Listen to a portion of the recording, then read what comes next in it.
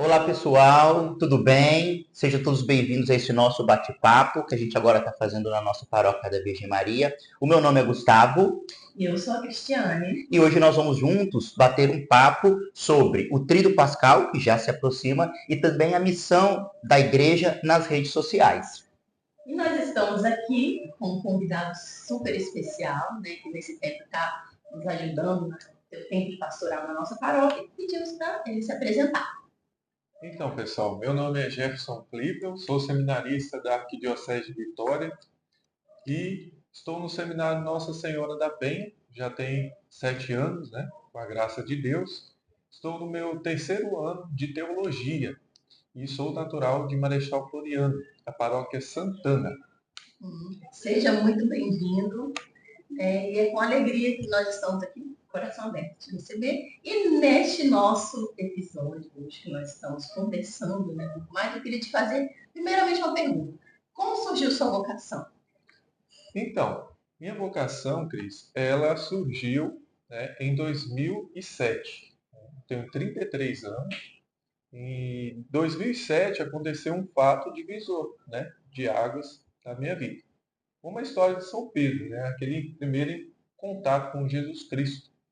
E Jesus, com a graça de Deus, eu pude perceber a presença dele, né, diante de Jesus sacramentado. Em Marechal, na paróquia Santana, tem um Santíssimo assim, que não tem muita aparência, né? Quando você adentra na igreja, né? Fica-se no canto, né? Ficava-se no canto o Santíssimo. E ali eu não tinha muita ciência na época, né? Eu tinha 15 anos e ali eu tive o primeiro contato com o Senhor, né? Não tinha muito essa proximidade, né? E ali, um dia de quarta-feira, Deus falou no meu coração, me atraiu para a igreja. A igreja estava vazia e ali eu pude adentrar na igreja e sentir que Deus estava querendo falar lá dentro. Porém, diante daquele Santíssimo, para você ver que eu não tinha muita ciência, Deus colocou no meu coração para somente adentrar no Santíssimo. E eu adentrei, e ali Deus falou comigo, né? Falou comigo. No entanto, que na minha história eu sempre conto que eu, ao chegar no Santíssimo e adentrar, tinha um genuflexório, né? E como eu não sabia, não tinha costume, eu em vez de ajoelhar, eu sentei naquela parte de baixo, né? E aí virar de costas para o Senhor. Hoje eu falo, mas naquele dia, com uns 15 anos, eu via aquela caixinha, né?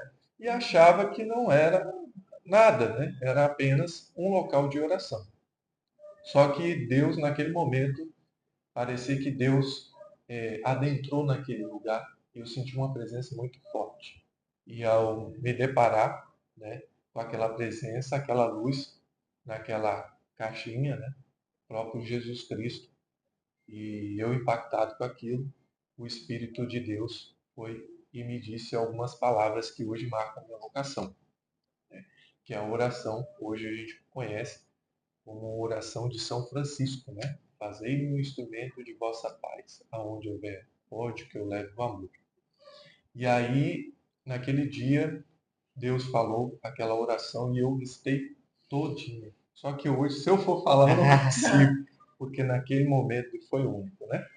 E eu disse o meu sim, né? A Deus, eis-me aqui, né? Fazer um instrumento de vossa paz. A partir daí, Deus mudou, né, a minha vida, comecei a ouvir mais a voz de Deus e hoje, até hoje, Deus vai me dando sinais dessa vocação concreta. Mas e a decisão, assim, eu quero entrar no seminário, eu quero ser padre. Qual foi o momento, assim, específico que você sentiu esse chamado? Primeiramente, eu era muito racional, né? Com a questão, como se fosse Pedro de verdade, né?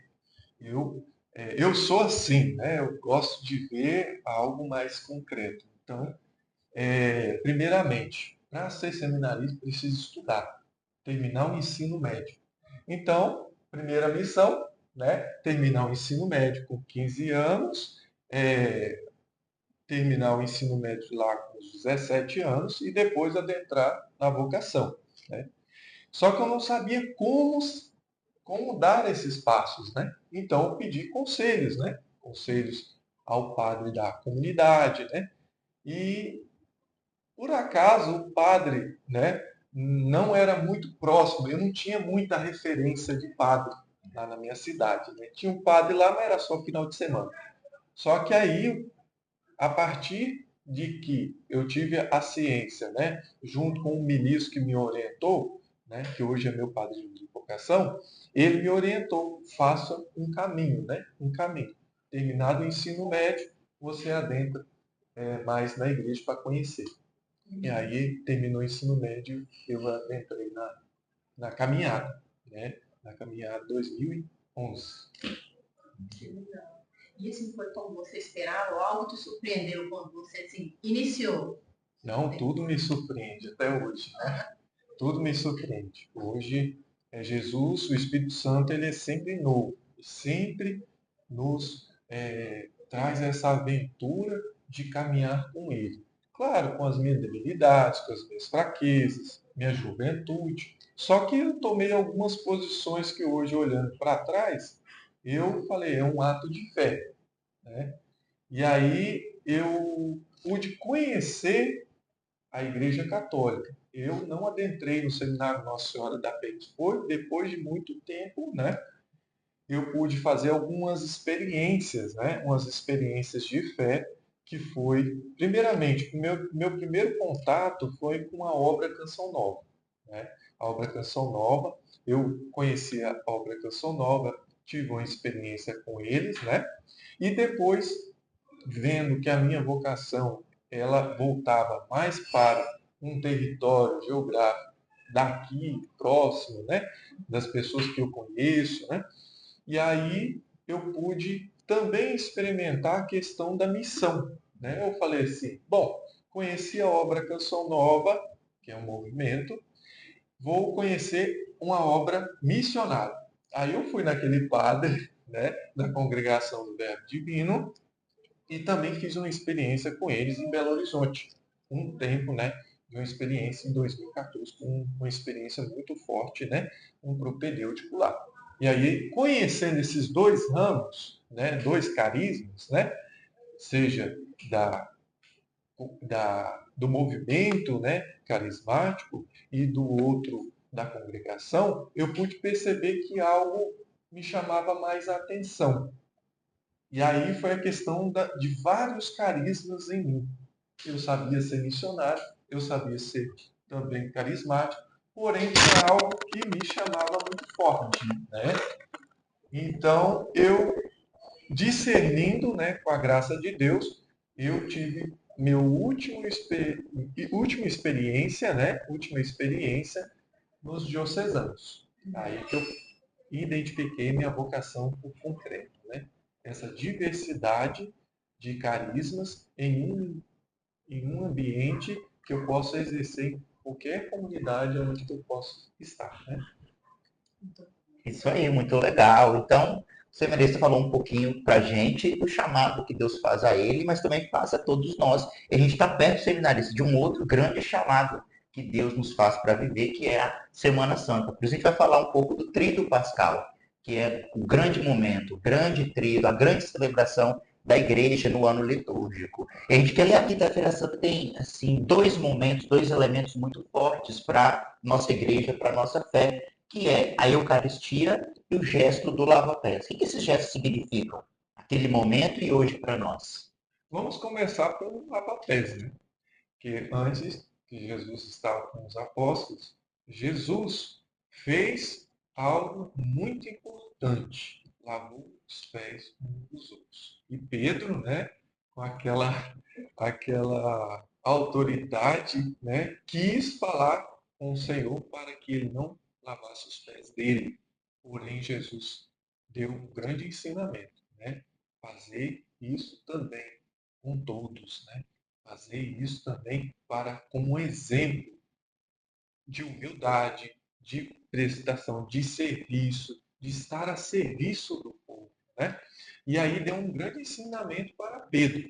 E não parou por ali, né? Deus deu a grande graça, né, da ceia eucarística. Ceia eucarística é um ponto principal da nossa fé. É Jesus na Santa Eucaristia.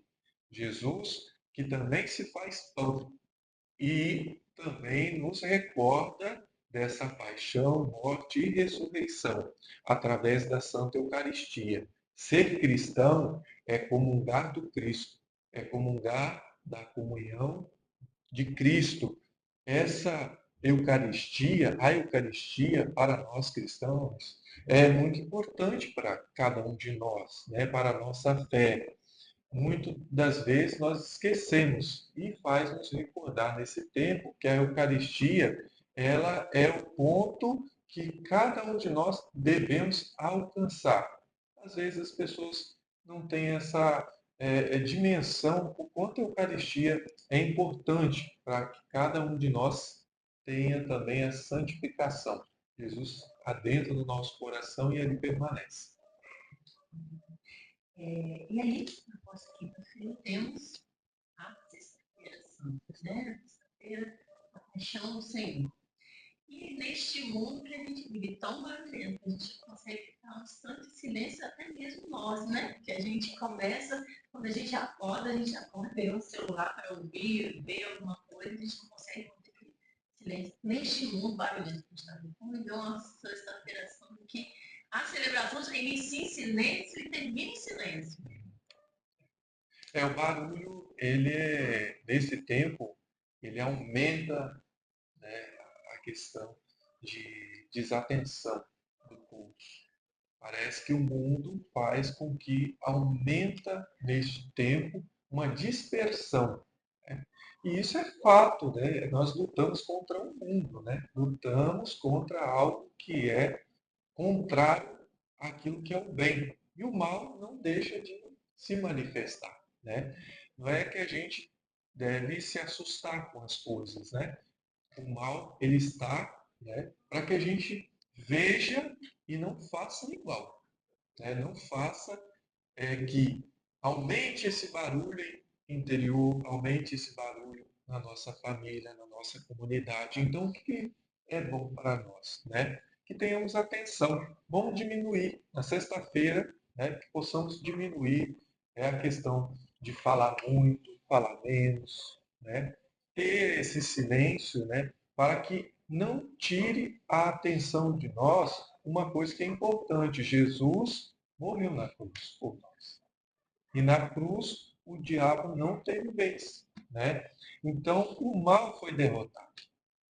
Foi derrotado na cruz. Jesus, diante, né, do povo, deixou algo bom para nós, né? É os ensinamentos. E nesse contexto ele morreu por nós para dizer: eu amo vocês, eu amo a humanidade. Então ele veio para esse momento para nos ensinar, para também que permanecemos sabendo que ele se fez homem, né, e morreu por nós. Sexta-feira Santa precisa ter esse contexto, né, de se colocar no lugar, que Jesus morreu por nós. E é interessante, né? Porque o sofrimento, né, de Jesus, né, que tanto nos comove, até mesmo na celebração da terça-feira, a gente faz um momento ali com a comédia, né, a gente vê, a gente tem aquele momento de contemplação do sofrimento de Jesus, né? E a juventude, eu vou trazer a juventude aqui, né, Antônio, porque a juventude, a gente tem visto um movimento de juventude crescendo na igreja. Mas a gente está vendo uma juventude que está crescendo ali com um propósito. Qual o propósito? Será que a juventude está vivendo assim a verdade da igreja, né? Que contempla o sofrimento, a ressurreição, mas contempla o sofrimento, né? Para ter um fundamento na fé. O que você acha, assim, você vê nessa realidade que a gente está vivendo? Bom, verdadeiros adoradores surgirão, né? Surgirão nos finais dos tempos. E hoje a gente vê que a juventude ela está sendo acordada, porque cada um de nós vemos, né, que o mundo está perdendo muito jovem, muito jovem. E não é perdendo só da fé, estão perdendo a vida, né? Estão perdendo a vida para o pecado. E quando o jovem ele acorda, ele tem um potencial muito grande, né? Ele tem um potencial muito grande, cada jovem. E aí, quando Jesus adentra no coração dele, ele busca os sacramentos, busca viver essa paixão do Senhor. Ele reconhece que Jesus morreu por ele, aí ele começa a desenvolver um espaço dentro dele que o Espírito Santo vai agindo. Então, vemos uma juventude acordando, mas tem muito trabalho ainda para fazer, né, na evangelização.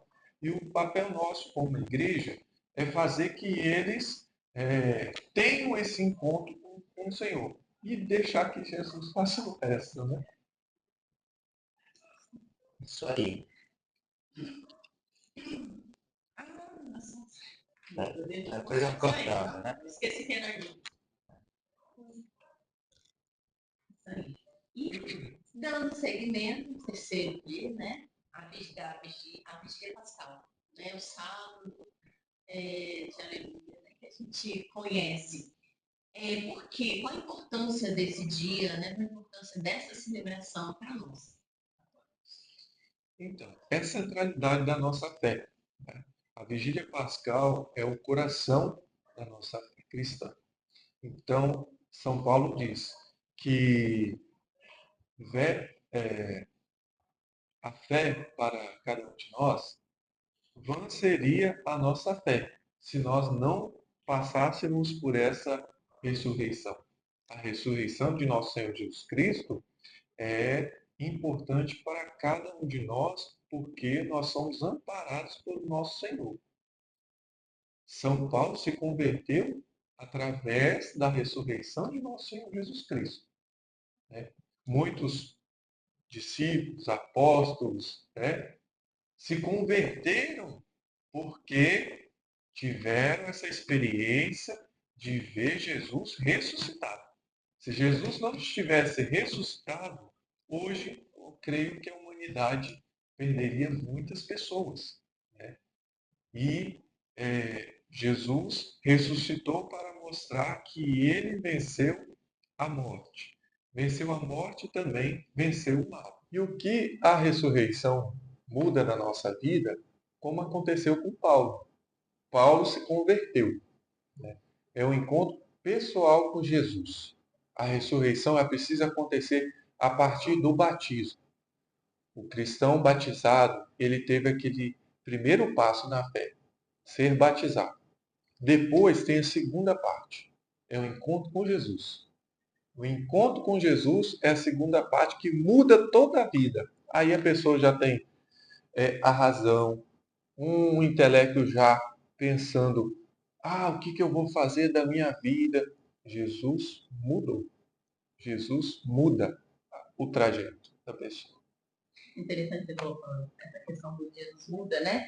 A vigília pascal, a gente traz, né, tem os catecúmenos, né? Vamos ver os sacramentos ali. E aí, trazendo para essa colocação, muitos fazem este um ano aí de preparação, né? E chega no grande dia, recebe o sacramento e depois.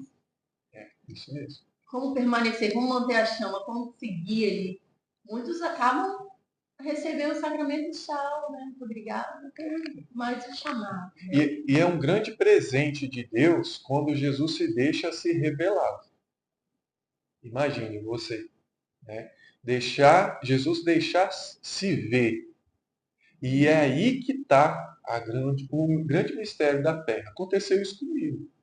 Jesus se deixou se ver, né? Revelado. E essa ressurreição, ela muda o nosso pensamento naquilo que nós vamos fazer, os nossos projetos. Se Jesus vai estar conosco, né? As nossas decisões. E aí, na crisma, por que há uma desistência tão grande da fé? Porque ele não entendeu. Ele não entendeu, não teve esse encontro pessoal com Jesus. E a partir da ressurreição, quando ele é... Por isso que a gente tem que instigar os jovens a ter esse encontro. Todos nós, né? Precisamos ter esse encontro pessoal com Jesus a partir do ressuscitado. Isso na teologia, né? A gente estuda muito afinco para saber quais são os sinais de Nosso Senhor a partir do mistério revelado. Né? A teologia começa através do Jesus revelado.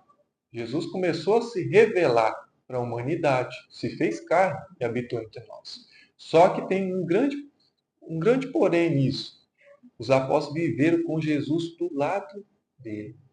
Do lado dele, olha o risco. E eles, ainda assim como Pedro, instigava Jesus. Será que vai acontecer esse milagre? Será que o Senhor é o Senhor mesmo? E aí que a gente precisa, claro, Jesus entende isso, faz parte humana da nossa vida, questionar. Porém, ele precisa da nossa fé para que a gente também ele manifeste o reino dele no mundo. O reino é concretizado, estruturado através que Jesus deixa se revelar e ele vai trabalhando o mundo. Como nós estamos aqui hoje trabalhando pelo reino dele, né? E aí Jesus vai dando essa continuidade, né, como os apóstolos fizeram. Né?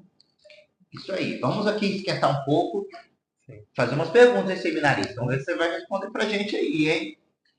E aí a gente tem o nosso tríduo pascal, quinta-feira, sexta, sábado, domingo. E aí, como é que a gente faz nesses dias todos, sexta-feira? Já fiquei sabendo aqui, me falaram aqui, que o senhor faz academia. Cuida da mente, cuida do corpo.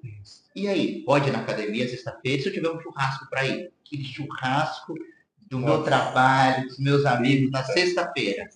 Vou, não vou, levo o tempo no bolso, confesso depois, o que eu tenho que fazer? Então, nesse período, nós vamos perceber como cristãos, e aí até não cristãos, que recebe-se muito convites, né? As facilidades, a festa, a churrasco, aí aparece de tudo para feriadão, que é um feriadão, feriadão. Vamos na praia, vamos curtir, porém não é o tempo propício para isso, né? Se a gente quer uma fé sólida e também estruturada, nós precisamos purificar a nossa alma. Esse é o tempo da purificação da nossa alma. E aí depois pode ir à vontade, né? Igual eu vou abster da semana, na Semana Santa, de ir na academia. Porque na academia, claro, isso é bom, academia mas no momento certo, né? Daqui a outra semana estarei na academia novamente. Por quê? Saúde física, saúde espiritual são bases para ter uma fé sólida, equilibrada. Então, é isso, né? Cada um de nós tenhamos uma semana abençoada voltada para Jesus. E a sexta-feira é um dia que a gente vai falar que é inteiramente dedicado a esse silêncio, a essa adoração. Por isso, nas nossas comunidades, a gente vai ter a manhã toda de adoração. Então, a gente pode procurar ver o melhor horário, quem gosta de acordar mais tarde, quem gosta de acordar mais cedo, a gente procurar fazer essa adoração eucarística bem na parte da manhã para conseguir viver plenamente, de forma verdadeira, todo esse mistério pascal. E uma outra perguntinha também. A Cris trouxe para a gente os catecúmenos, né? Você já ouviu falar nessa palavra, catecúmeno? Muita gente diz que não sabe o que é um catecúmeno. E aí a pessoa, às vezes, na vigília pascal, vê vários rituais, gente batizando. Então, eu queria que você explicasse para a gente, o que é um catecúmeno, de onde vem esse catecúmeno e por que a gente mexe, batiza, trabalha esses catecúmenos nesse período da quaresma e na vigília pascal. É um momento muito bonito da atenção da igreja para os catecúmenos, né? São pessoas que nasceram talvez em outra fé, né? Nasceram de outras igrejas, e aí nesse período encontraram com Jesus, encontraram com esse Senhor ressuscitado. E aí tiveram esse encontro pessoal com Jesus, e aí adentraram no mistério que eu acho muito importante da ceia do Senhor, da Eucaristia, além do batismo, da crisma, né? mas a Eucaristia muda tudo. E aí eles se converteram. E aí a igreja o que que fez? Acolheu eles. E é lindo o momento. É lindo que muitos, né, muitos já adultos têm esses sacramentos e aí começam até mesmo a se emocionar de tão forte que é a experiência, né? De receber o batismo, de receber também, primeira vez, a comunhão. E tudo naquele momento. E para nós é um ensinamento muito grande de fé. Mas é essa atenção, aqueles que não eram né, da igreja, adentram na igreja e são bem-vindos com os sacramentos. Interessante, você colocou, como falou de Paulo, logo pensei neles, porque os outros apóstolos, os apóstolos ali viveram com Jesus, né? Tiveram todos esses momentos, viram todas as etapas, né? Mas Paulo não, né? Paulo veio depois. Então, assim, o catecúmeno pode colocar na figura de Paulo. Ele assim, nossa, eu estou reconhecendo depois, né? E o catecúmeno é muito interessante que ele faz a experiência dos primeiros cristãos. Porque a igreja primitiva, nos primeiros séculos, não havia batismo de crianças e nem os sacramentos por etapa, como a gente tem hoje. Então, os primeiros cristãos se preparavam, né? Tinha Domus Ecclesiae, as primeiras igrejas, se preparavam uma catequese muito forte, celebrativa, para no dia da vigília pascal, ou seja, no dia da Páscoa, eles fazerem a experiência da imersão nos 3 sacramentos da iniciação cristã, que é o batismo, a Eucaristia e a confirmação. Muito legal, né? Muito. E a gente já vai falar também da igreja nos meios digitais. Aí você que está aí assistindo esse vídeo, nossa, está pensando, mas será que é certo? Será que pode a igreja entrar na internet? Será que pode a igreja ter uma página no Instagram? Pode ficar postando? O que a igreja deve postar? E aí a gente pergunta para o seminarista, que aqui também está representando a igreja, e vai falar para a gente. Primeiro, seminarista, pode a igreja estar no meio digital? De onde vem isso? A Evangelho Anunciante, que é um documento, né, da igreja, ela incentiva, com certeza, estar nesses meios sociais, que a própria humanidade vai surgindo, a tecnologia vai avançando, e aí, como o Papa Francisco, né, também ressalta a importância da evangelização, né? A evangelização nas mídias sociais, elas fazem também que pessoas se encontrem com esse Cristo ressuscitado, né? E com certeza a Cris, cada um de nós também vivemos dessa graça, né? E aí é importante, é muito importante, de a gente divulgar esses momentos, né? Levar esse evangelho para as pessoas, essa boa nova. Cristo ressuscitou, mas devemos pensar que as ferramentas que Deus nos dá, né? Elas não são assim, totalmente maléficas. Não, se a gente usar esses instrumentos que nós temos, nós vamos rebanhar muitas pessoas para Deus. Alcance, né? O alcance. Isso mesmo. E é uma discussão que a igreja também já vem trazendo desde o concílio, né? O Concílio Vaticano II, ele já traz essa importância da igreja ocupar esses outros espaços. A gente vê isso na Gaudium et Spes e também o Interminífica, que é um documento conciliar que vem falando da importância da igreja nesses meios digitais, ocupando para alcançar pessoas. Será que a gente vai alcançar muita gente com esse vídeo? Com certeza. Se alcançar uma pessoa, já é grande coisa para o reino de Deus, né? E aí a abertura do coração começa a partir de cada um de nós, né? Para as coisas de Deus, nós devemos nos banhar, né? Nesse mar que é muito lindo, que é o coração e o sangue de Jesus. E aí na internet a gente tem vários nichos que a gente pode atingir. Então, a gente tem a dona de casa, não é isso? A gente tem aquele aposentado, mas também tem o jovem que está lá na internet e que às vezes nesse mundo cheio de tantos atrativos se perde. E é isso que o senhor falou, né? Que às vezes vai ali e vai e leva essa internet e usa isso para o mal. Como é que o jovem então ele consegue viver a Semana Santa, até a fé dele, dentro dessa realidade digital? Tem como primeiro viver a fé e usar a internet, as ferramentas digitais para viver a fé, ou são coisas antagônicas que não conversam uma com a outra? Não, os jovens têm uma potencialidade muito grande, né? Eu vejo em cada jovem o reino de Deus, né? Que está ali adormecido. E quando ele né, desperta, aí ele faz uma evangelização de primeira, porque Jesus também conhecia os corações, né, e aqueles que estavam fechados. Mas fechados por quê? O que fez eles fecharem? Talvez foi o pecado, talvez foi o afastamento, né, do território santo. Por que a gente precisa? No Antigo Testamento, território é templo.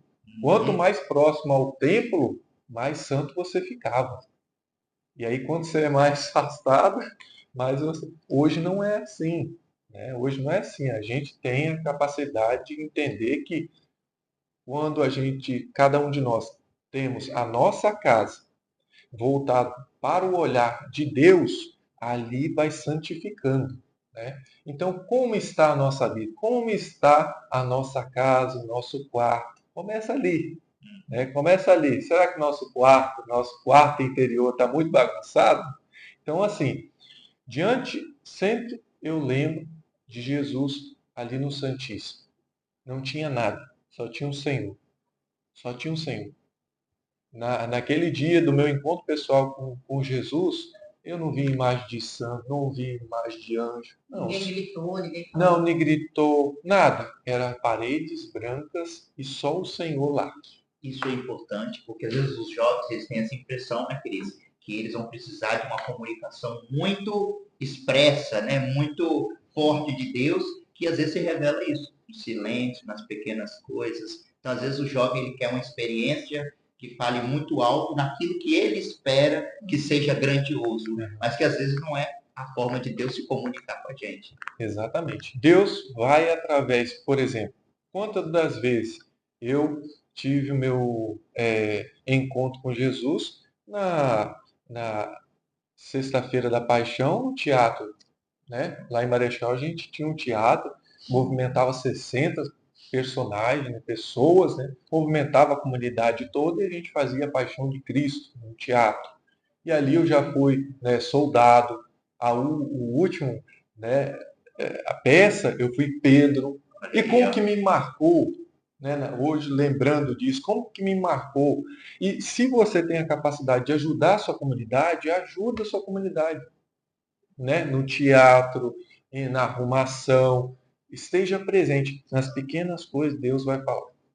Estava conversando com a juventude essa semana sobre isso. Antigamente nós tínhamos teatro para tudo, né? Era. Tudo tinha teatro. A gente Encenação. fazia até um momento errado, às vezes fazia teatro, mas tinha. A juventude engaja muito nisso, né? E é muito legal. E é uma forma de evangelização que alcança tantos corações, até mesmo aqueles que têm já esse lado artístico, né? E se encaixa ali, ó, tem lugar para mim na igreja, nessa parte, né? E é até importante você falar, adentrar nesse contexto, né, de teatro e encenação. Em teatro você faz aquele personagem, né, mas não muda nada em virtudes. Em encenação já é diferente. Você adentra no personagem e muda suas virtudes. Purifica suas virtudes. Isso é muito importante, porque purificou as minhas virtudes com certeza em todo momento. Quando eu fui, por exemplo, soldado, né? Quando eu me vi batendo em Jesus, né? Batendo em Jesus, naquele momento, como jovem, né? Participando e vendo minha família toda participando, deu uma crise de riso. Foi até assim, cômico, mas assim, por um lado, depois eu até pedi perdão a Deus. Mas vendo o meu pai também soldado. Em vez desse Jefferson calmo, conhecer uma outra face do Jefferson. E assim, rindo por quê? Não do contexto, mas também ver como que o povo trabalhava, né? Saía de si para encenar. Só que aí depois mudou. Depois de um tempo, né, de experiência de fé, em Pedro já mudou. Pedro, Deus já me mexeu, eu já começava a chorar. Aí Deus colocou no meu coração, você vai me negar? Você vai me negar na sua vida? Aquela parte forte, né? E aí Deus mexia comigo, nesse personagem, e aí assim, Deus foi mudando o meu pensamento. Hoje, quando eu participo de uma via sacra, por exemplo, eu me emociono. Olha como que Deus foi purificando. Às vezes a gente tem pontos de humanidade, né? Lá no começo, eu tinha um pouco de respeito, né, com a paixão de Cristo. Depois, não. Depois eu comecei a viver junto com Jesus, com os apóstolos, né? Então isso daí, olha, e parece ser muito distante, né? Não, acontece isso com você, todos nós, né? Nesse período, a gente tem que ter o quê? Respeito. E aí o respeito muda tudo, né? Legal. E aproveitando esse assunto, né? Aí vinha a pergunta, quando conversava com a juventude, vinha a pergunta, por que nós paramos de fazer a encenação da Paixão de Cristo? Talvez fique o convite aí para a paróquia retornar, hein? Um convite interessante. Lá em Nova Brasília tinha um grupo muito forte mesmo. Inclusive tinha palanque lá, vocês lembram, né? Palanque, superprodução. Fica esse convite aí. Talvez, quem sabe, os nossos jovens, nossa juventude, anime de conduzir no ano que vem uma boa encenação. Já tem diretor. Aqui é o seminarista, esse diretor já vai de tudo. Experiente. Posso ajudá-los. Com certeza. Então, assim, nosso papo, assim, encaminhando para o final, a gente podia pegar, assim, todo um resumo do que nós conversamos aqui, trazer uma conexão, né? Semana Santa, juventude e meios, né, digitais aí.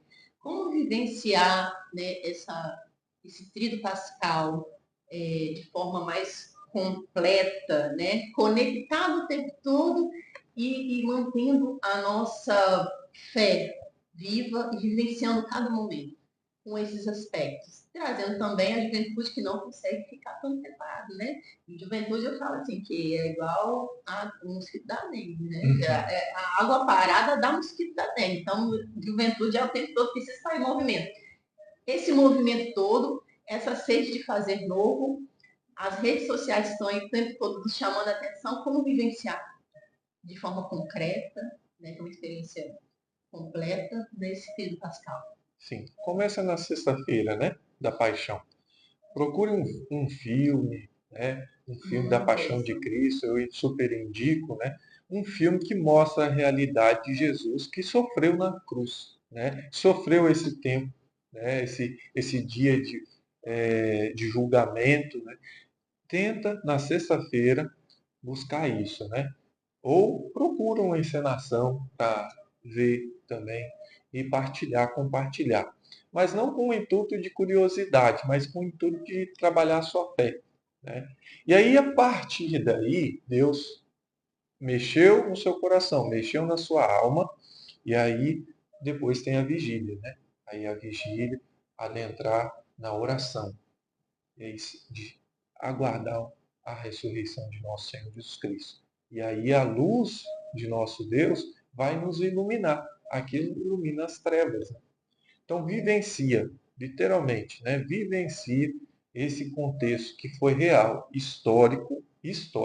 Não é coisa assim da nossa cabeça. Ah, os católicos inventaram isso. Não, isso é histórico. Histórico. Jesus viveu, morreu e ressuscitou para cada um de nós. É isso aí. Então, a gente já está caminhando para o nosso encerramento. Deixa eu agradecer você, seminarista, por nos ajudar, por nos ensinar tantas coisas. O seminarista Jeff está iniciando o trabalho pastoral dele aqui na nossa paróquia. A gente acredita que muitas coisas ele vai realizar no nosso meio, né? Muitos sinais e prodígios ele vai ensinar para a gente. E a gente também quer agradecer você que acompanhou a gente nesse período e dizer que agora vocês estão testemunhando um momento diferente. Como vocês podem ver, a gente está com esse projeto de criar um podcast aqui na nossa paróquia da Virgem Maria. Trazer pessoas, refletir, bater papo dos diversos temas. A gente está com uma dificuldade, que é definir o nome para o nosso podcast. A gente vai contar com a ajuda de vocês. Então a gente quer saber quais são os nomes que vocês sugerem para o nosso podcast aqui da nossa paróquia da Virgem Maria. A gente conta, então, com a ajuda de vocês, com a interação de vocês, e a gente espera cada um de vocês até o nosso próximo encontro, tá bom? Tchau, pessoal. Obrigado. Até mais.